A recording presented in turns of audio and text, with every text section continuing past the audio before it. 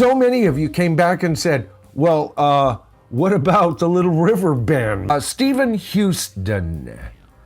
He joined, I think he was a guitarist, and he joined the band in 1981. Every time a band member from the Little River Band would quit or be replaced, he'd go in and buy their shares, their ownership shares from them, until it got to the point that he became the virtual owner.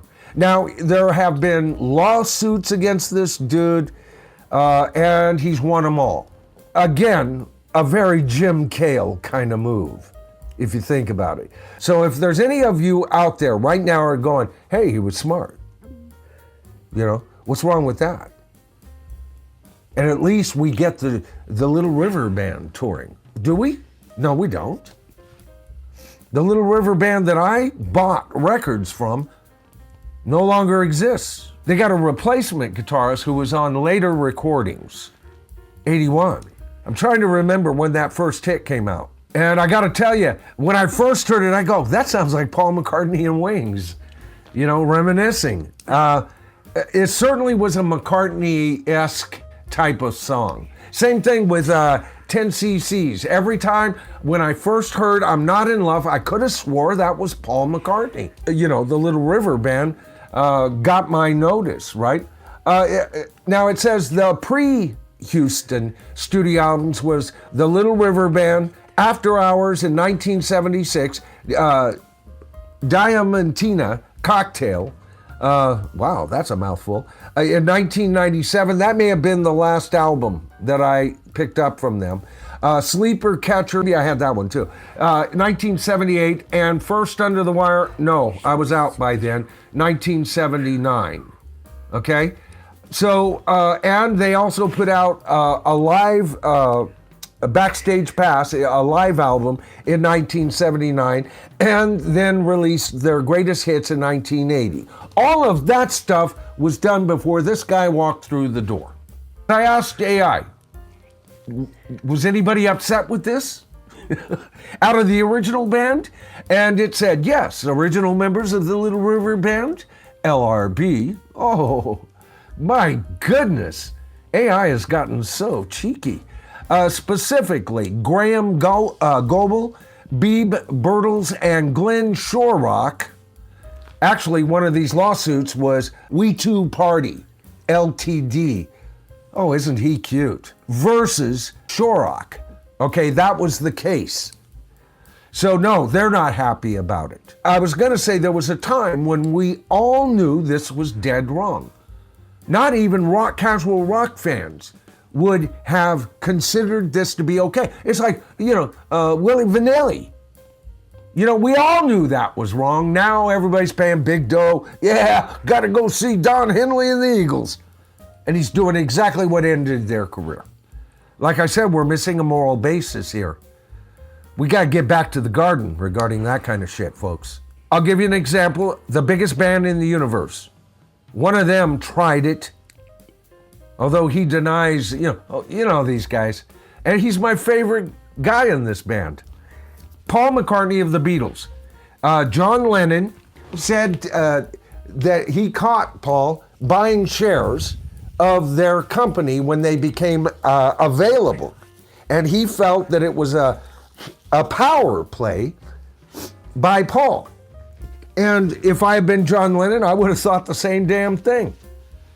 And he put a stop to it immediately, okay? Things were never the same after that. And Paul tried to act all innocent and everything. That was not acceptable at one time. This, to me, is not acceptable. Lynyrd Skynyrd, I saw Lynyrd Skynyrd live. They were such a great freaking band. But I like the original band. I'm spoiled. I saw the original band. Why would I want to go see half a band with replacements? So I never have. At one point, they still had enough of the original members. I would have gone to see them at any time. I don't think I would have gone to see them with just Gary Rossington left up there anymore. That wasn't what I wanted to see. Blood, Sweat, and Tears, completely fielding another Blood, Sweat, and Tears. Not a single person in Blood, Sweat, and Tears belong to Blood, Sweat, and Tears. But they're out there touring. And remember what I said about audiences not being always informed. See, this isn't like the old circus ground that I was talking about before. There you could get a ticket for $9.99, see 5 bands, enjoy the day. Here, outer ring seats for some of these people are 200 plus, 250, depending on their ability to sell. Iron Butterfly, they're out touring at any given time. But every single member of Iron Butterfly's dead. They're dead and gone. This is what I'm talking about. These are no longer bands, they're brands. All right? It's like, I don't know, Star Wars, Episode 4, Star Wars, Episode 5, right? Only it's worse than that. At least in Episode 5, you get most of the same characters and the same actors playing the same characters. That's not even happening here. You know, this is what I'm saying. This, you know, it reminds me of the movie Demolition Man. I've said this before. Sylvester Stallone, and who was the guy that played Blade? Wesley Snipes, right? Well, they're in the future. Sylvester Stallone's character was a cop convicted of overdoing it, and so he was sent into suspended animation. He wakes up later because the Wesley Snipes character, who is a criminal, was put in the same suspended animation and wound up in the future. So they bring him out to fight this guy. Okay? But it's the whole deal that's happening around that. The whole society, they don't listen to new music. Matter of fact, they don't even listen to bands like this anymore. They listen to old radio commercials. Oh, plop, plop, fizz, fizz, whoa, what a relief. Oh, that's #1 this week. That's what this is. And that was a comedy bit in an action film. It was a running joke.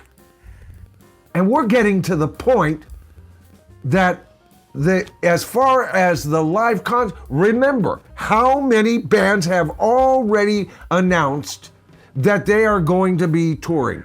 I mentioned Paul Simon, of all people. He did this big CBS special saying, goodbye, so long. I'm an old man now, I gotta quit. And he just now announced a summer tour in 2026.